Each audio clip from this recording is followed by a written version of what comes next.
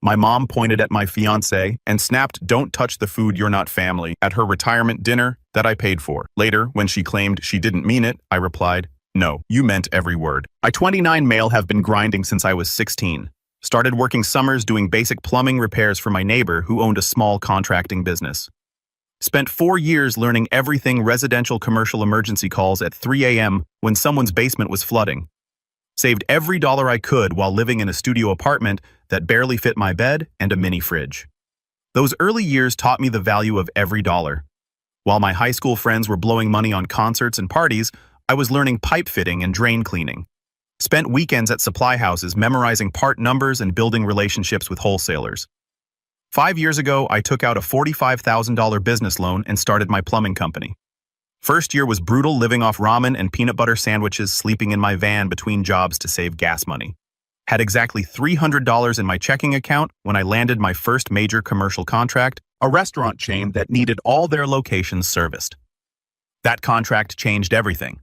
Steady monthly income of $8,500 for maintenance and emergency calls across 12 locations gave me the cash flow to hire my first employee and buy better equipment.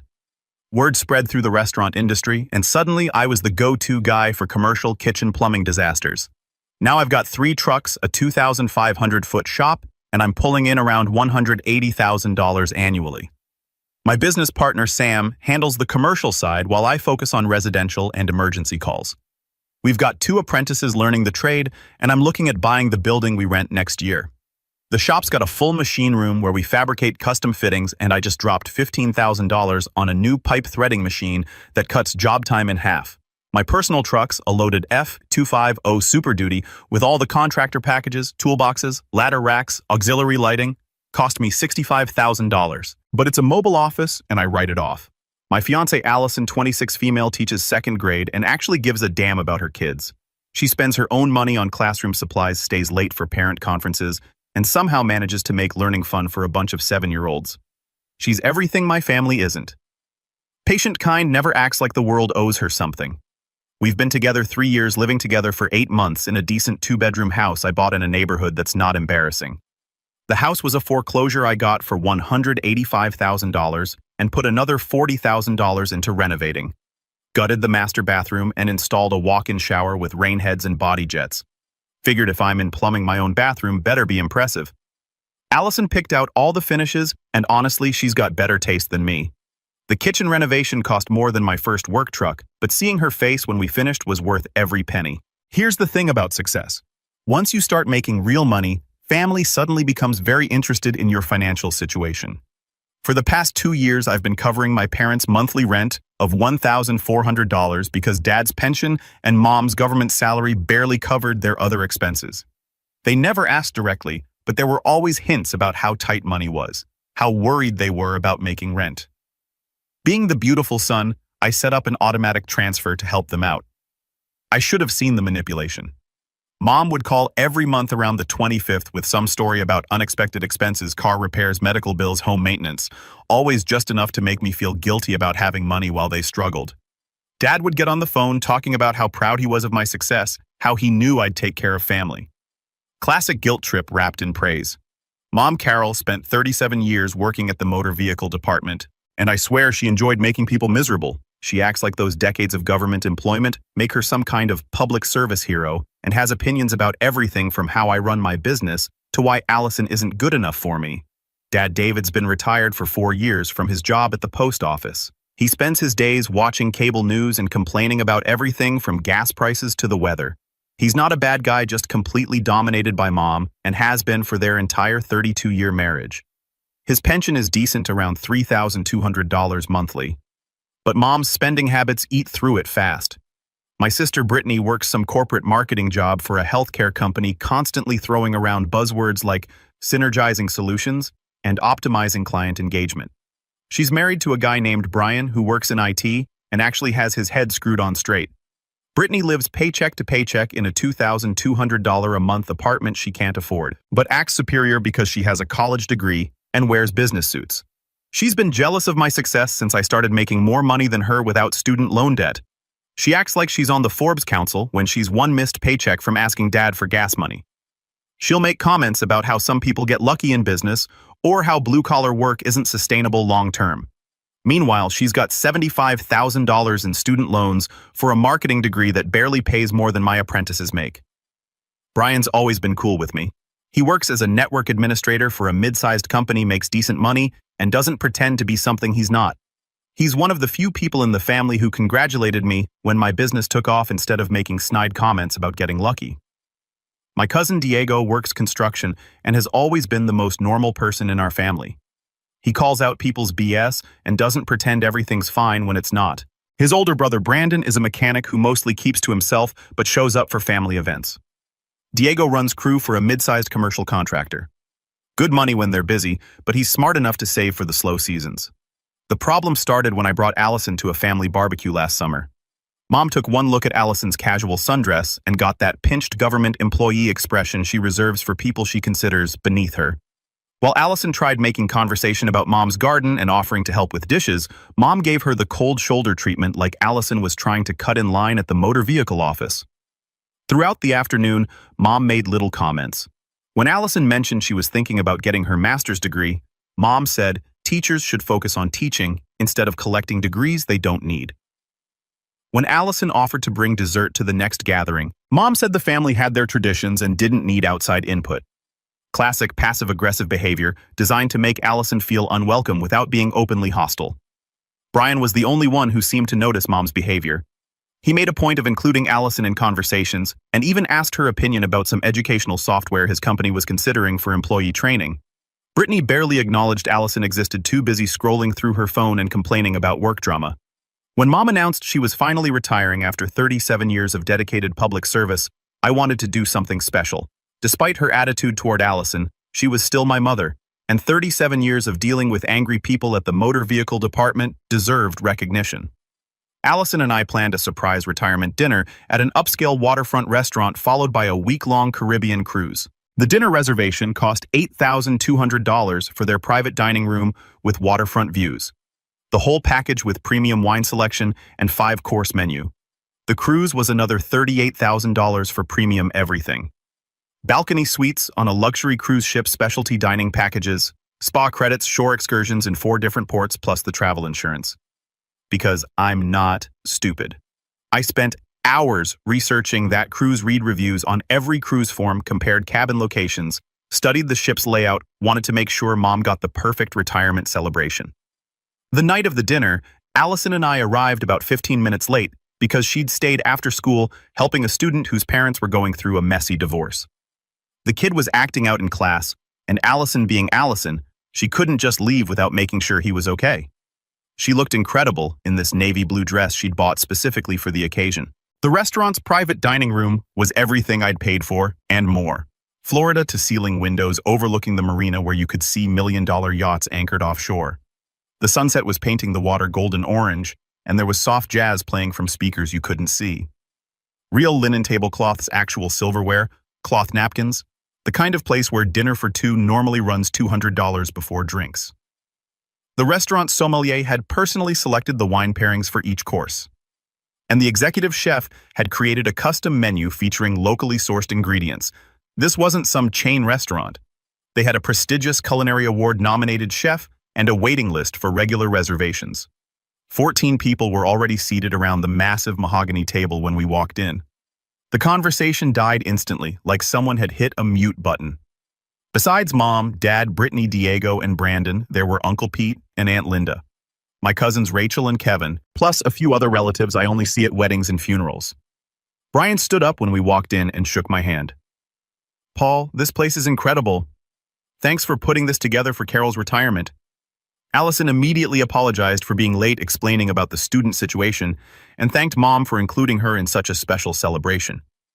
Mom barely acknowledged her, instead adjusting her reading glasses to study the wine list like she was deciphering ancient hieroglyphics.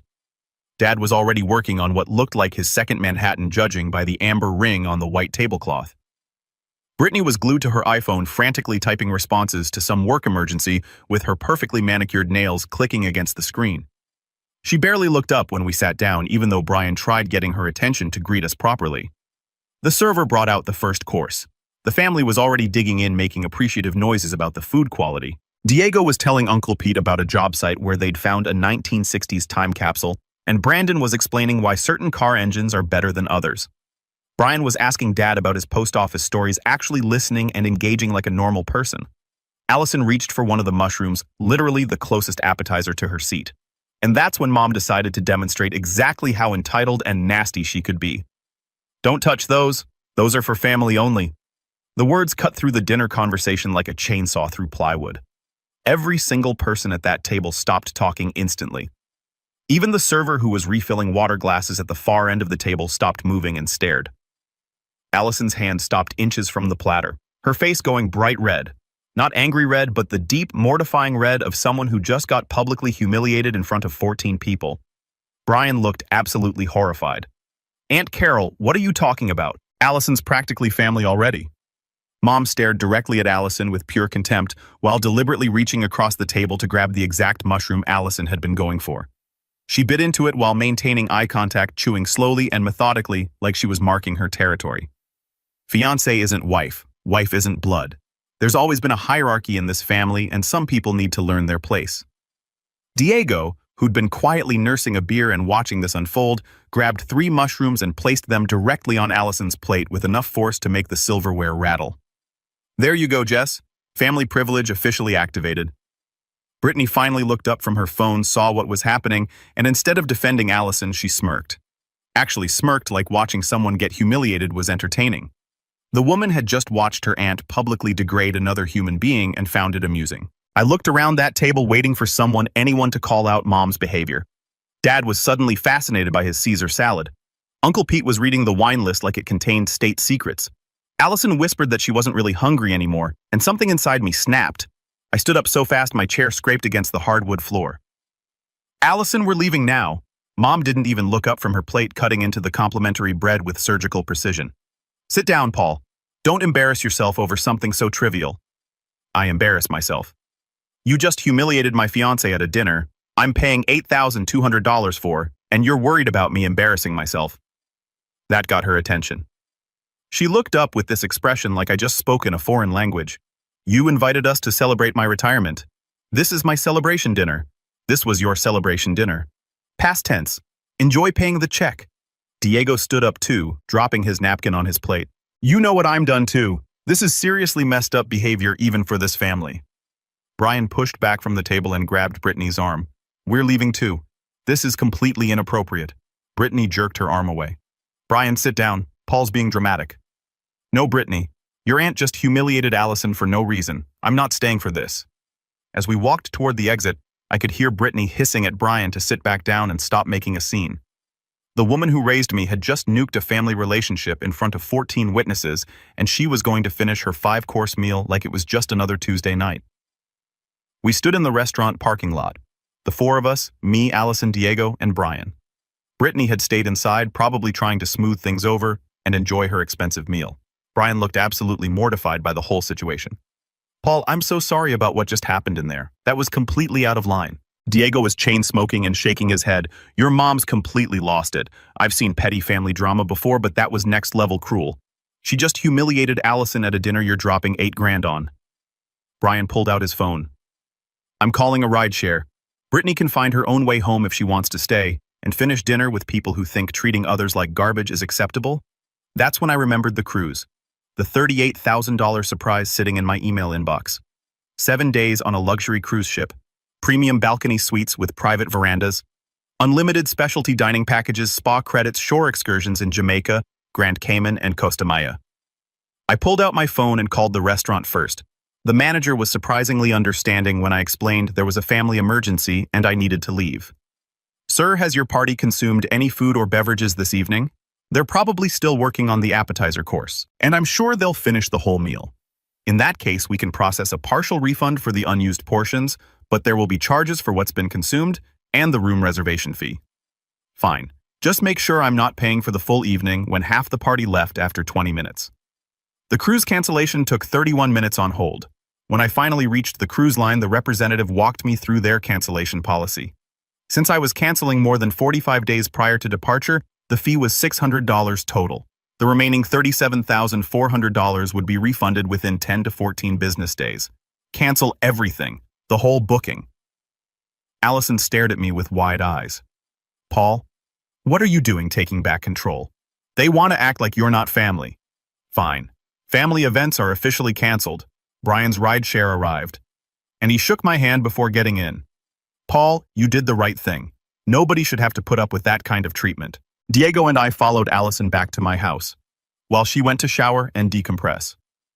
Diego and I sat in my living room ordering food and discussing what had just happened. The cruise was 38 grand, I told him. Diego whistled low.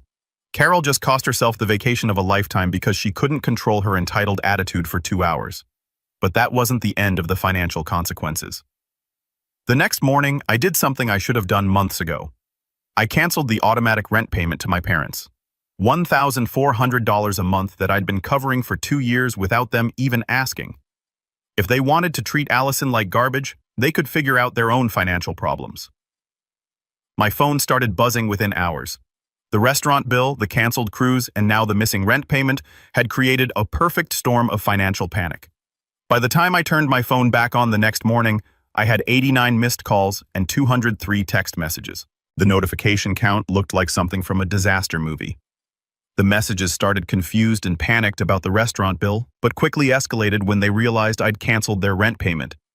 Paul, the rent money didn't transfer this month. Is there a problem with your bank? Then came the desperate pleading. We need the rent money by the 5th or we'll get hit with late fees. Can you send it manually? Then the financial panic really set in. The restaurant wants $7,400 and now we don't have rent money. This is a disaster. We're going to lose our apartment.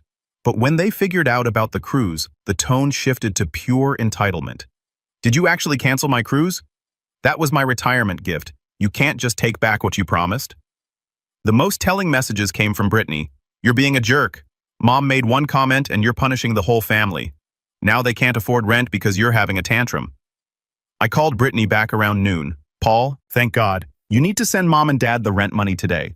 They're panicking about making their payment. Why don't you send it? What I can't afford, $1,400 a month. You know I have my own bills. Then I guess they'll have to figure it out themselves. You're being completely heartless. They raised you, supported you, and this is how you repay them. By cutting them off financially over some stupid dinner drama, Brittany Mom publicly humiliated Allison in front of the entire family. If you think that's acceptable behavior, you can cover their expenses yourself. I told you I can't afford it. You make more money than anyone in the family. It's your responsibility. It's not my responsibility. I'm not their father or their employer. I was helping out of kindness, and they showed they don't deserve that kindness. Brittany was quiet for a moment, then came back with pure venom. You're an ungrateful little after everything they've done for you, and you abandon them over your precious girlfriend's hurt feelings. She's my fiancée, and I'm done with this conversation. I hung up and blocked her number too. That afternoon, my phone rang from Brian's number. Paul, it's Brian. Look, I wanted to apologize for Brittany's behavior last night and this morning. She's been going crazy trying to figure out how to help your parents with rent. She's been pressuring me all morning to cover their $1,400 rent payment. She says it's a family emergency, and we need to step up since you're being unreasonable. And what did you tell her? I told her it's not my responsibility to pay rent for her parents. I never agreed to financially support her extended family, and I'm not starting now. Good for you, Brian, that takes guts. She's been screaming at me for 2 hours about family loyalty and stepping up when people need help. But Paul, I work hard for my money and I'm not paying rent for people who can work and support themselves. Over the next few days, the family pressure campaign intensified. Uncle Pete called to lecture me about family obligations. Aunt Linda tried the guilt trip approach about Mom's years of service. Even some cousins I barely talked to were weighing in about my heartless behavior. But the most satisfying part was watching Brittany's marriage start to crack under the pressure. Brian told me later that she'd been having screaming matches with him every night about the rent money, calling him selfish and unsupportive. She couldn't understand why her husband wouldn't just write a check to solve the family crisis. For 3 weeks, things were relatively quiet on the family front. Mom and Dad had apparently figured out their rent situation, probably by downsizing or finding cheaper housing. Brittany had stopped calling, and I thought maybe they were finally getting the message. Allison and I decided to plan our own vacation with some of the money I'd gotten back from the cruise cancellation. Nothing as elaborate as the original cruise, but a nice week in the Florida Keys that we could actually afford. We deserved some time away after all the family drama. The morning we left for the airport, I took a selfie of us at the gate with our boarding passes. Both of us were grinning, excited for our first real vacation together. I posted it to social media with the caption, "Off to paradise with my favorite person." Sometimes the best trips are the ones you plan yourself. We boarded our flight, turned off our phones, and didn't think about my family for the entire week. When we landed back home and I turned my phone on, I had 147 notifications. The family nuclear war had exploded across social media while we were gone. Mom had somehow gotten access to my social media post and shared it in some family group chat, spinning a completely false narrative. She was telling everyone I'd literally stolen her retirement cruise and was now flaunting it on social media. Half the family thought I'd actually taken her vacation and was rubbing it in her face. They were calling us selfish, ungrateful, and cruel. Someone had tracked down Allison's photo-sharing account and was leaving nasty comments calling her a home wrecker. And worse, her school email was getting hate mail from fake accounts. Mom was telling everyone I'd stolen her retirement cruise and abandoned my parents financially without mentioning that I'd paid for everything, canceled it after she disrespected Allison, or that this was our own vacation we'd planned with our own money. Diego called while I was scrolling through the chaos. The family's completely losing it. Carol posted that you stole her retirement cruise and cut off your parents financially to spite them. Now half the family thinks you're some kind of monster. Should I post the truth? I already did. Posted screenshots of the restaurant receipts with your name on them. Told everyone exactly what happened at dinner and why you canceled everything. About half the family is backing off now that they know the real story. And the other half still team Carol. They think Allison's a home wrecker and you're completely whipped. Despite the social media war, Allison and I had enjoyed our time in the Keys. Amazing beaches, incredible seafood, and being away from people who think financial manipulation is acceptable. Family behavior was exactly what we needed. We got back from the Keys on Sunday afternoon, both of us exhausted from the trip and the ongoing family social media war. Allison decided to stay home Monday with a stress headache while I headed out to my first job of the week. It was a major emergency call, a burst pipe in someone's basement that was flooding their finished rec room. The kind of job that pays well but leaves you covered in pipe muck. I had to replace about 20 feet of copper piping and install a new water heater. Around 2:30 p.m., I was shoulder deep in pipes when my phone rang. Allison's name on the screen with her contact photo. "Hey babe, what's..." "Paul." Her voice was shaking barely above a whisper filled with pure terror. "You need to come home right now, please." The tone made my blood run cold. She was absolutely terrified. "What's wrong? What happened?" "Your mom. She came over. Paul, please, just get home." The line went dead. I dropped my tools and ran to my truck, leaving the homeowner's basement half flooded with equipment scattered everywhere. I found Allison in the kitchen with frozen corn pressed against her left arm. Her hair was messed up, pulled from its ponytail. Her favorite blue t-shirt was torn at the shoulder seam, and there were dark red finger marks on her neck. Jesus Christ, what happened? There was a dark purple bruise from her wrist to her elbow, the kind you get when someone grabs and twists hard enough to damage tissue. Allison tried staying calm. "Your mom showed up about an hour and a half ago, pounding on the door and screaming about the vacation and money." When I opened it, she completely lost it. Started screaming about how I ruined her life, stole her retirement, turned you against your family. She put her hands on you. She pushed her way in and grabbed my arm, shaking me, calling me a manipulative who didn't deserve you. When I told her to leave, she wouldn't. She tried to punch me in the face, but I ducked and she hit the door frame. That's when she grabbed my throat and said she was going to teach me what happens to women who break up families. How did you get her to leave? Mrs. Patterson next door heard the screaming and threatened to call police. That's the only reason she let go and stormed out. I called 911 immediately. 2 patrol cars arrived within 15 minutes. Officer Rodriguez and Officer Thompson spent over an hour documenting everything. Photographs of Allison's injuries, witness statements from Mrs. Patterson, evidence of the assault. Based on the physical evidence and witness statements, we have clear grounds for felony assault charges due to the strangulation. You can also file for a restraining order.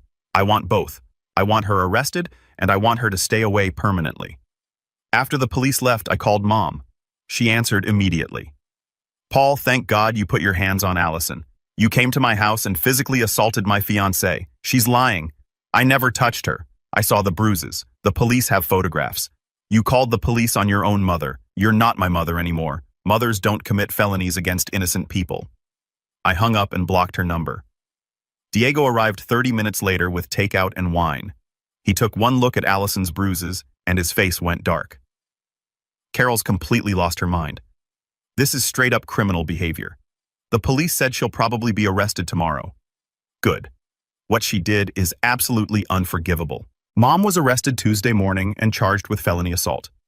The restraining order was approved Wednesday. By Thursday, the entire extended family knew exactly what had happened. Brittany tried rallying support for Mom while Diego posted photos of Allison's bruises in the family group chat. Uncle Pete said family business should stay private, so Diego asked if he'd feel the same way if someone assaulted his daughter. The biggest shock came Friday evening when Dad showed up at my house. He looked like he'd aged 15 years in 1 week. Bloodshot eyes, messy hair, wrinkled clothes. "Paul, I'm so sorry. Listen." Then he dropped the bomb. "Your mother, she crossed the line. I filed for divorce yesterday. Neither Allison nor I had expected that when the police called and told me what she'd done. I've been married to that woman for 32 years, and I've never been more ashamed." He looked at Allison with tears in his eyes. "I failed you both. I should have stood up to her years ago." "Why didn't you?" Allison asked. "Because it was easier to stay quiet than deal with her tantrums. When I saw those police photos, I realized I'd been married to an abuser. But the real satisfaction came from watching the financial and social consequences destroy both Mom and Brittany's lives." Mom's arrest made the local newspaper with her mugshot prominently displayed. The headline read, "Former Vehicle Department employee charged with felony assault, and everyone she'd worked with for 37 years saw it." The state pension board launched an investigation and ultimately revoked her retirement benefits, meaning she lost both her pension and health insurance coverage. The criminal conviction came with a $5,000 fine, 200 hours of community service cleaning parks and highways, and mandatory anger management classes twice weekly for 6 months. But the civil lawsuit was where I really got my revenge. I hired an attorney, a personal injury specialist, who took our case on contingency.